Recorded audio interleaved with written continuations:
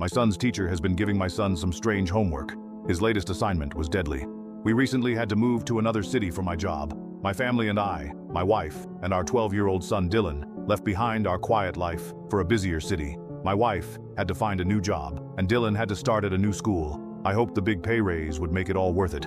After a month, things seemed to settle. My wife liked her new job, and Dylan was adjusting well. He joined the 3rd grade in a much bigger class than he was used to, but he'd already made a few friends. He always talked about how fun his teacher, Mrs. Wagner, was. I met her once on Dylan's first day. She seemed friendly. Each night, Dylan brought home simple homework, like asking us about our jobs or researching animals. I never liked homework much, but his tasks were easy. Then, the homework started to feel off. One night during his 3rd week, Dylan came home looking upset. I asked him what was wrong, but he said he was fine and claimed he didn't have any homework. That was strange. He always had something. Then he went straight to his room and closed the door, which wasn't like him. He stayed there most of the night. At dinner, he seemed better, laughing and talking like normal. But afterward, he went back into his room and closed the door again. Later, I went to tell him it was bedtime and found him asleep at his desk. I walked over to move him, but then I saw what he had written.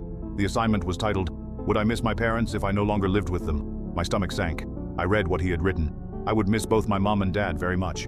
I love them both a lot and they help me with everything. I love spending dinner time with them, but I would probably love someone else as much as them if I had to. Like you were saying today, Mrs. Wagner. I froze. What was his teacher telling him? Why was she planting these thoughts? I didn't tell my wife. Maybe I should have, but I didn't want to worry her. Instead, I decided to confront Mrs. Wagner myself. The next day, I walked Dylan to class. Mrs. Wagner greeted me with a smile. "Hey, how are you? How's Dylan settling in?"